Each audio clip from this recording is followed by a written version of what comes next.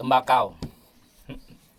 Kalau sudah ngomongin tembakau alias peko ini Tretan ya, sebagai orang Madura kayaknya ada hal yang konotasinya nggak enak gitu ya. Tapi di Bali itu juga ada harapan. Kalau dari kacamata Dulatep sih ada yang lucu dengan tembakau. Sementara rokoknya setiap gramnya itu, kalau satu pak rokok itu 20 gram kurang lebih ya.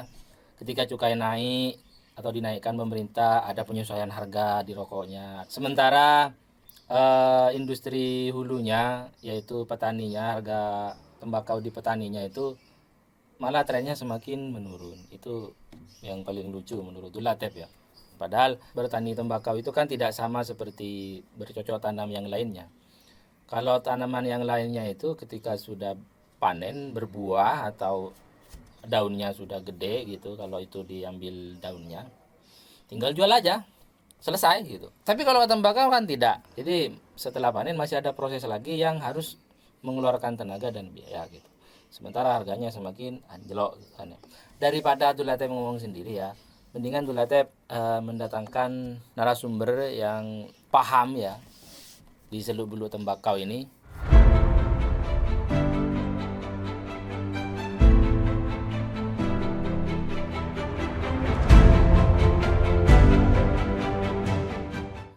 Ya, hari ini kita Dulatep kedatangan tamu istimewa Tretan ya. Beliau adalah Ketua PC LPPNU Pamekasan. Beliau juga pengamat tentang tembakau ya Pak ya. Bukan pengamat, petani. Petani ya, pengamat juga kayaknya. Ya intinya beliau juga ada pengetahuan ya lebih baik dari kita-kita ya, masyarakat awam tentang seluk-beluk tembakau. Siapakah beliau? Silakan Bapak. Baik, terima kasih. Saya panggil Mas Abdul Latif aja ya. Ya. Assalamualaikum warahmatullahi wabarakatuh. Waalaikumsalam warahmatullahi wabarakatuh. Saya Samukra. Itu nama sudah asli dari dulu, tanpa ada tambah, mudah-mudahan tidak dikurangi. Sementara saya menerima amanah sebagai Ketua Pimpinan Cabang Lembaga Pengembangan Pertanian Nahdlatul Ulama Kabupaten Pamekasan. Itu saja mungkin perkenalan, karena ini amanah dan ini ada masanya. Tapi saya sejak dulu lahir dan dibesarkan di petani. Itu saja Keluarga mungkin. petani Pak. Keluarga Ya. besar petani. Berarti sama dengan kita ini Tretan ya, Dulatep juga ya, keluarganya awalnya dari petani. Kita akan membahas isu-isu seputar pertanian, khususnya tentang tembakau Tretan. Jadi Bapak Samukra ya, kita atau petani kita ya di Madura khususnya itu setiap tahun ada polemik yang dari bawah katanya ini tembakaunya dihargai murah, sementara modalnya semakin tahun semakin tinggi biayanya Semakin besar. ya, tapi harganya kecenderungannya semakin rendah ya. Jadi sedangkan di atas itu juga mempunyai permasalahan yang lain juga gitu. Nah, sebenarnya apa sih gitu? Apa sih yang terjadi gitu? Mungkin Bapak bisa sharing dengan kita gitu. Problematika yang sebenarnya itu apa?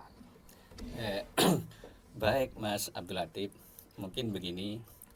Memang tembakau ini adalah komoditi yang lucu, mungkin ngeri, barang yang dibenci tapi mungkin dirindu.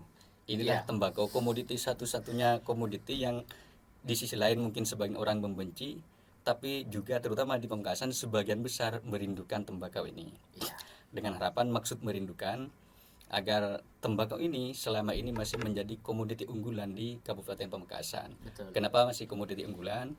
Karena ketika pas nasibnya beruntung, memang pendapatan petani untungnya besar. Kemudian petani ini banyak hajatan menikahkan putra putrinya nunggu musim tembakau, kemudian untuk nyetor ibadah haji nunggu musim tembakau. Kalaupun mungkin tidak menggantungkan sesuatu itu pada tembakau, tapi sampai sekarang tembakau ini masih menjadi primadona di Pamekasan. Andalan petani. Kemudian tembakau ini sebenarnya banyak sebagai devisa bangsa menurut saya, karena dari tembakau ini banyak kontribusi yang diberikan kepada pemerintah melalui tembakau ini. Contoh dari tembakau ini kemudian ketika diproduksi menjadi IHT, industri hasil tembakau. Dari IHT ini banyak pendapatan negara yang disumbangkan oleh IHT. Sebelum IHT, sumber dari IHT itu bahan bakunya adalah tembakau Dari petani. dari petani. Itu yang mungkin itu. Kemudian di sisi lain, tembakau ini dibenci terutama di dunia kesehatan. Mungkin ada kalau kita dari tembakau, karena sampai sekarang tembakau ini mungkin 95% produksi tembakau ini masih untuk bahan baku rokok, belum jadi bahan baku lain. Kalaupun mungkin ada sebagian yang menguji coba dari atsiri tembakau ini untuk parfum, untuk ini, tapi itu masih sebatas coba-coba, tapi belum ada industri yang mengadopsi dari hasil turunan tembakau ini menjadi bahan baku selain rokok. Di sana kita itu yang selalu dibenturkan dengan permasalahan-permasalahan di pasca panennya. Kemudian di sisi lain kita mungkin bertentangan dengan WHO melarang orang dilarang merokok. Ketika dilarang merokok tentu berarti sama halnya dengan kita dilarang nanam tembakau, karena Gitu ya? iya, karena 95% tembakau ini untuk bahan baku rokok. Itu kira-kira gambarannya. Dan bagaimanapun industri hulunya itu kan pertanian. Ya. Tanpa ada yang tanam atau petani ya juga nggak ada tembakaunya kan begitu. Kapan hari itu saya sempat berbincang-bincang dengan beberapa petani tembakau gitu. Saya bilang kenapa tidak, kalau memang tembakaunya ini hitungannya rugi gitu ya. Kenapa nanam tembakau? Ya jawabannya ya kita nggak tahu Pak, kalau tembakau harganya berapa saat kita nanam itu gitu. Jadi kita tanam dengan harapan harganya bagus, harapannya begitu. Tapi lagi-lagi tahun ini harus kecewa karena kan harganya tidak sesuai ekspektasi lagi.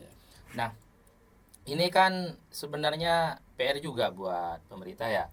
Bagaimana agar ada standarisasi gitu. Jadi ketika ada standarisasi harga, petani itu optimis untuk menanam dan akan merawat tembakaunya sebaik mungkin sehingga kualitasnya premium. Nah itu bagaimana Pak? Begini Mas Abdul Latif, bahwa tahun ini saya melihat hasil dari pantauan kami, areal kita di tahun 2020 ini menurun drastis ketimbang tahun 2019.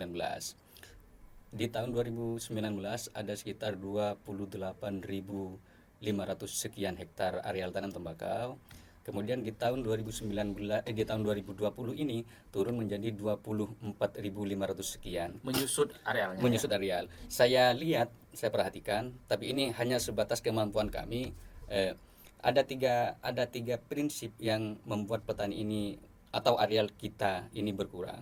Yang pertama, mungkin saudara kita petani ini awal-awal musim tanam ini, karena awal-awal musim tanam tembakau ini pas lagi gencar-gencarnya corona ini, informasi corona ini. COVID. Ya, sehingga misalnya petani maksa tanam, kira-kira gudang pembelian ini bukan enggak, kira-kira itu yang yang mengurangi areal. Jadi semangat petani berkurang. Yang pertama.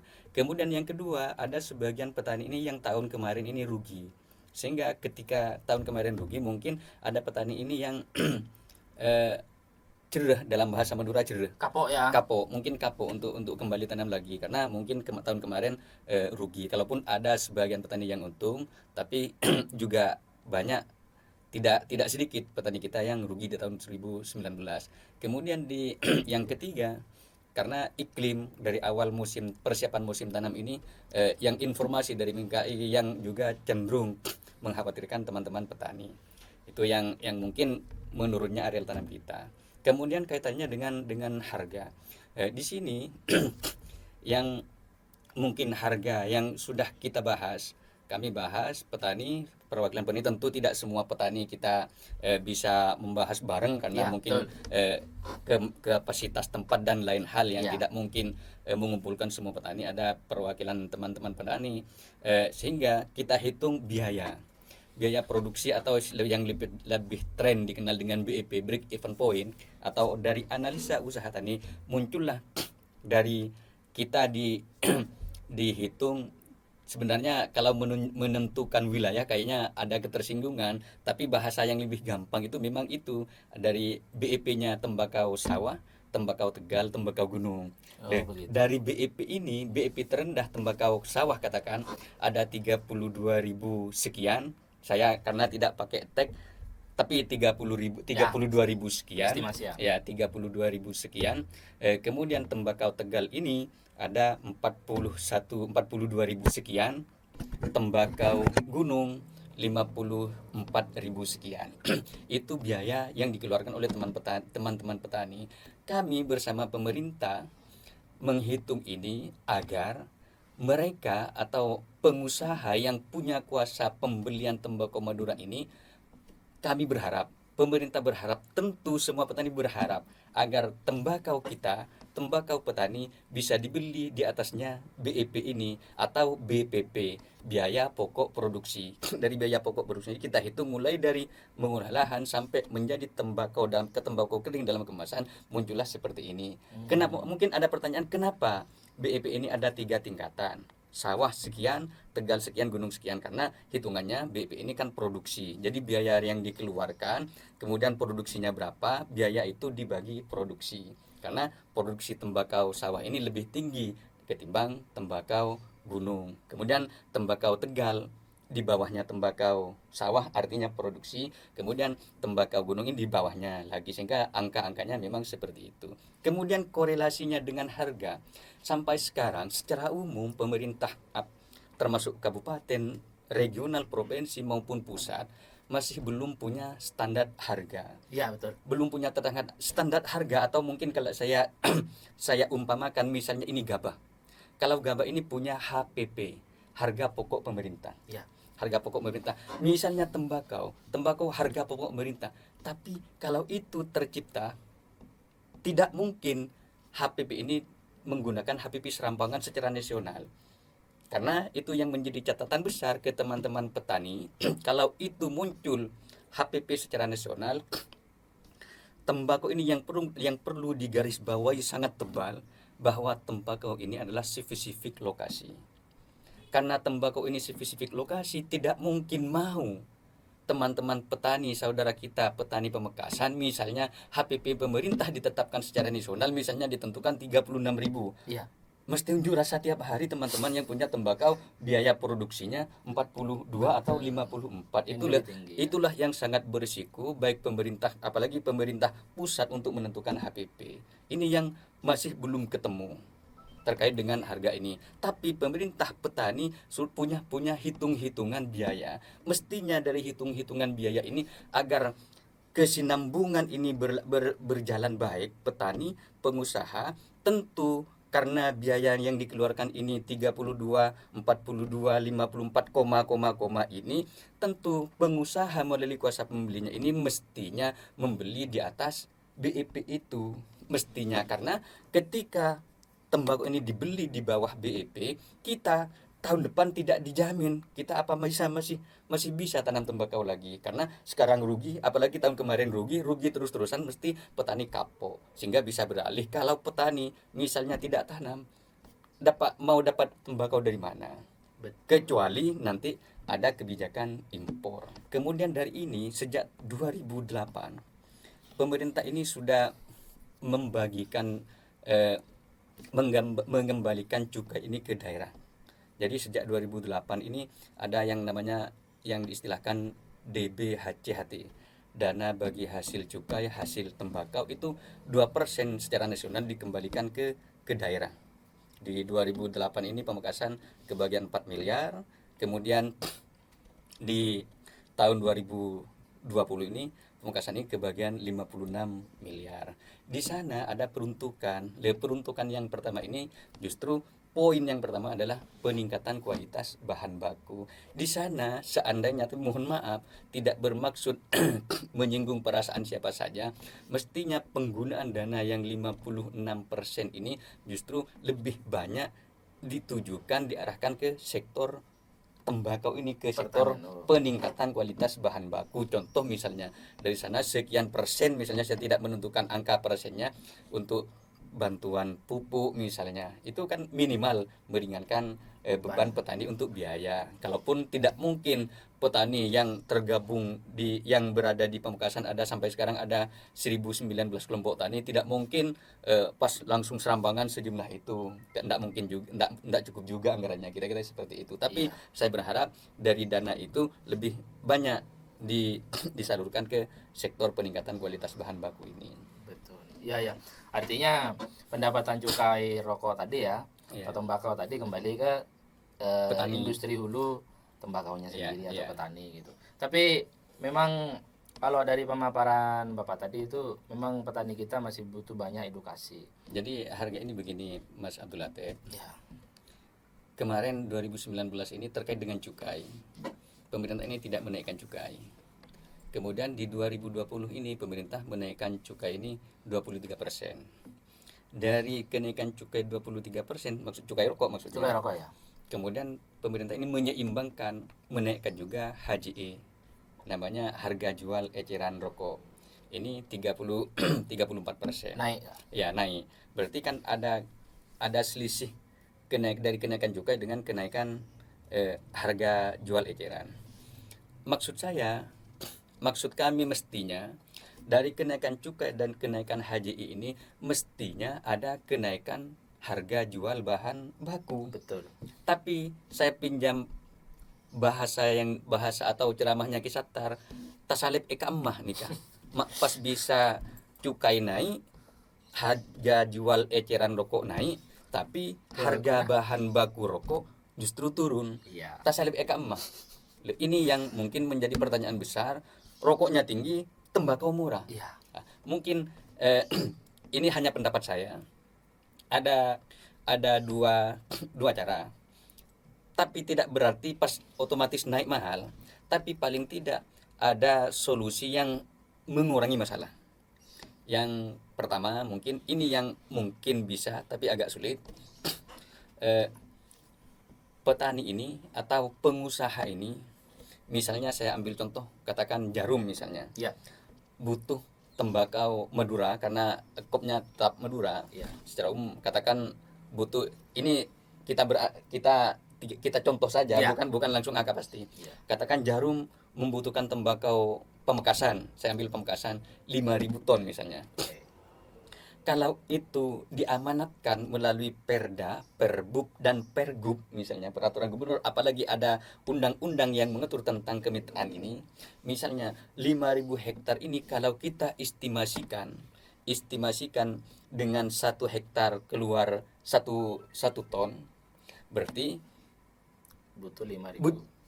perusahaan PT Jarum ini butuh 5.000 hektar lahan untuk bermitra. Sehingga kalau petani ini semua bermitra sesuai dengan kebutuhan masing-masing pabrikan, paling tidak ini sudah ada coveran, sudah ada kaplingan, wah ini pasarnya sudah jelas. Iya. Kemudian petani yang belum sempat bermitra, karena tentu bermitra ini mereka pengusaha itu memilih areal.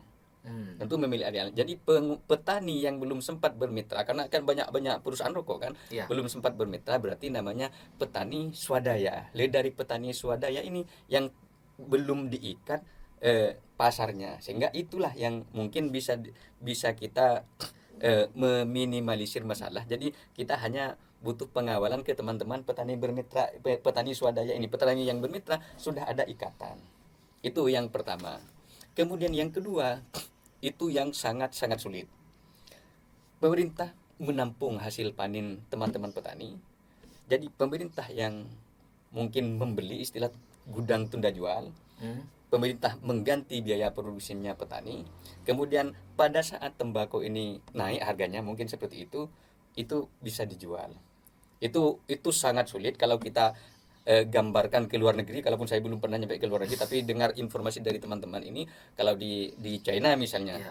jadi produksi petani ini semua dibeli oleh pemerintah. Ditampung pemerintah. Ditampung pemerintah, kemudian pemerintah yang menjual ke pengusaha. Itu istilahnya subsidi hasil. Sementara yang di Indonesia ini kita mengadopsi sistem subsidi pupuk.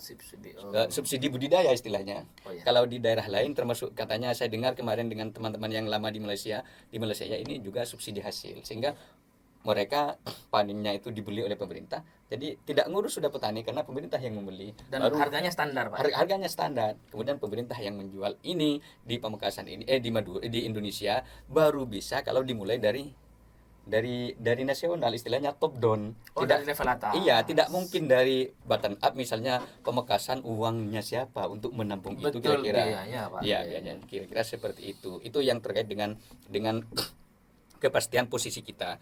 Kemudian yang untuk terkait dengan pasar, dengan harga yang anjlok ini, saya berharap bahwa penegak perda, karena kita sudah punya aturan yang jelas, perkembangan harga mulai dari buka gudang pertama sampai sekarang ini, perkembangan kenaikan harga ini lumayan bagus, kalaupun ke BEP puncak ini belum mencapai.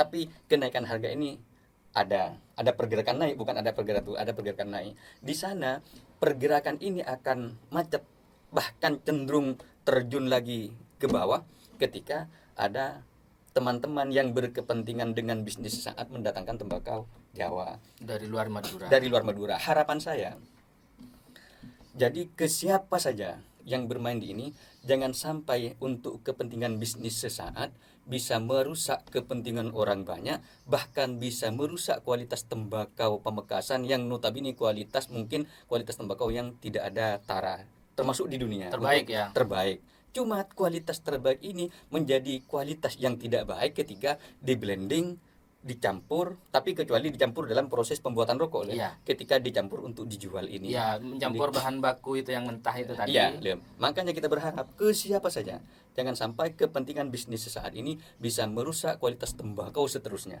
Itu apa yang akan diwariskan kita ke anak cucu kita, bahwa kualitas tembakau Madura ini kualitas yang terbaik. Kita jamin, yang pertama jamin jangan sampai kita merusak tembakau kita, termasuk mendatangkan tembakau luar Madura ke Madura, karena itu akan merusak kualitas. Di samping kualitas rusak, tentu harga akan rusak. Hancur juga. Ya. Oke, Pak. Itu kita tadi sudah membahas tentang banyak permasalahan petani. Sekarang Pak, kalau dari sisi pemerintahan daerah ya, khususnya Pamekasan ya, karena kita kan ngomongin ya seputar Pamekasan. Apa langkah yang sudah ditempuh pemerintah atau usaha pemerintah agar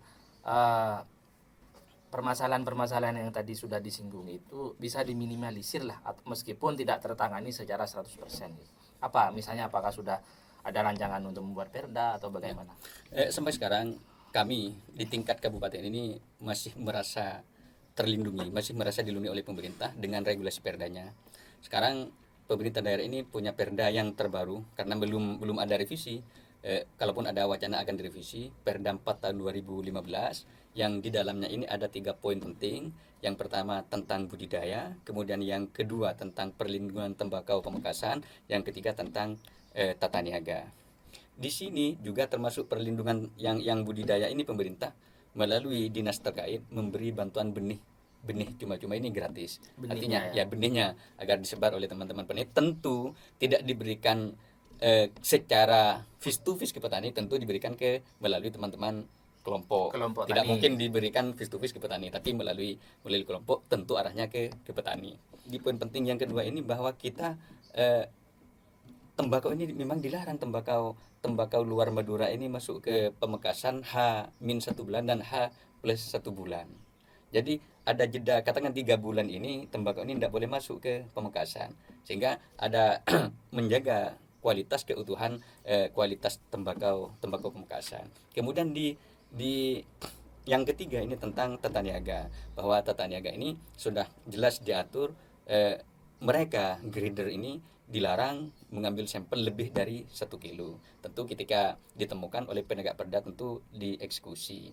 Itu yang kita akan terlindungi. Kemudian dari perlindungan ini, yang paling penting agar tidak menjadi masalah, dan mungkin tidak selalu menjadi ini ada yang pihak seolah-olah ada yang bermain, itu yang paling penting, kerjasama dengan semua pihak, dan mungkin dijaga oleh semua komponen masyarakat, termasuk sebagai penegak perda, Satpol PP harus ini menjaga untuk lebih diketatkan penjagaan tembakau Jawa ini masuk ke Pamekasan. Itu sebenarnya yang paling penting dari kegiatan tata niaga tembakau ini. Ya. Ini seefektif apa Pak itu jaring pengamannya itu, Pak?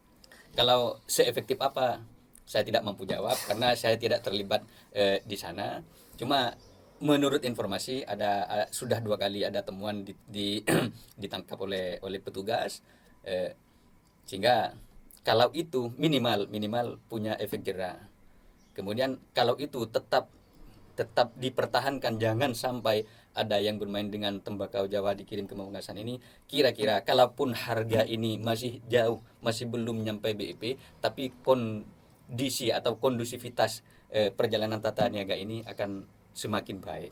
Kalaupun harga itu tidak begitu baik. Begitu ya. Ya. Baik, menarik sekali ya perbincangannya ya teman-teman ya. Ya ternyata ya banyak hal yang tidak kita ketahui sebagai masyarakat awam, khususnya para petani ya yang di pelosok gitu.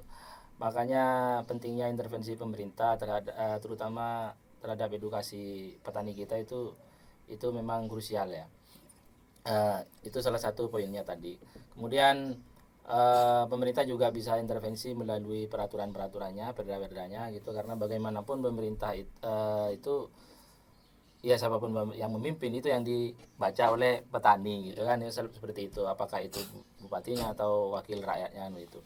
Baik Pak, eh, ada ada hal yang lain yang mau ditambahkan nggak sebelum kita akhiri ini?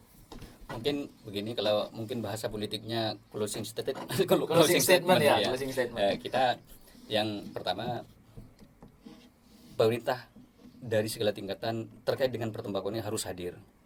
Hadir ini dalam banyak hal, dalam tanda kutip tidak harus kita jabarkan, tapi pemerintah harus hadir.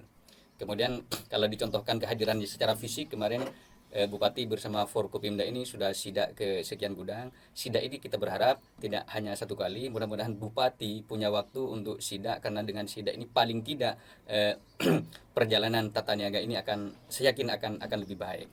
Itu pemerintah hadir. Kemudian pemerintah hadir yang saya maksud ini mencari solusi cerdas agar petani ini tidak selalu dirugikan oleh dengan iklim ini. Kemarin kira-kira tanggal 27 Juli saya ada tamu, memang masuknya ke Dinas Pertanian, tapi petunjuk dari Belitas Malang, tamu dari China ini suruh menemui saya. Dari China Pak? Dari China. Kemudian ada juru bicaranya dari China ini mewacanakan akan membangun pabrik nikotin yang bahan bakunya ini dari tembakau. Cuma ini sampai kemarin pertengahan Agustus beliau ini masih kontak saya melalui WA, saya minta support dukungan ke Pak Samukrah, ngomongnya seperti itu. Saya welcome, bahkan saya menggaransi bahan baku, karena kalau itu menjadi kenyataan, jadi menjadi bisnis tembakau ini menjadi bagus, karena yang tidak cocok untuk bahan baku rokok maka cocok untuk bahan baku nikotin. Nikotin itu nanti digunakan untuk apa Pak? Nikotin untuk campuran mungkin rokok vape katanya.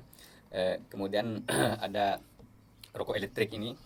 Kemudian ada yang untuk parfum, ada yang untuk obat menurut mereka. Oh, yang tadi disebutkan di awal bahwa ada penggunaan lain untuk tembakau ya Pak? Ya, lah itu kalau sampai itu menjadi kenyataan, sehingga ada tembakau ini untuk bahan baku rokok juga untuk bahan baku lain, sehingga pada akhirnya nilai jual akan terangkat itu. Tapi yang paling penting untuk tembakau ini pemerintah hadir dari segala tingkatan. Sementara untuk tingkat pusat ini mungkin pemerintah masih belum terlalu berpihak kepada kami para petani tembakau. Itu. Ya. Saya berharap mulai dari segala tingkatan pemerintah ini harus hadir untuk menyelesaikan polemik-polemik tentang pertembakauan ini. Ya, saya juga berharap bahwa polemik ini pada akhirnya ada ending yang manis gitu ya. Jadi tidak hanya menjadi gerusa-gerusu setiap tahun bahwa beginilah begitulah, itu akhirnya kan tidak sehat Pak ya gitu ya. Dan ya itu tadi, petani akhirnya jerah, tidak ada yang mau nanam pada akhirnya kan, sehingga kuotanya pabrik itu tidak tercapai juga gitu ya. Semua akhirnya rugi. Bagaimanapun antara petani, tembakau dan pemerintah semua saling membutuhkan Pak ya.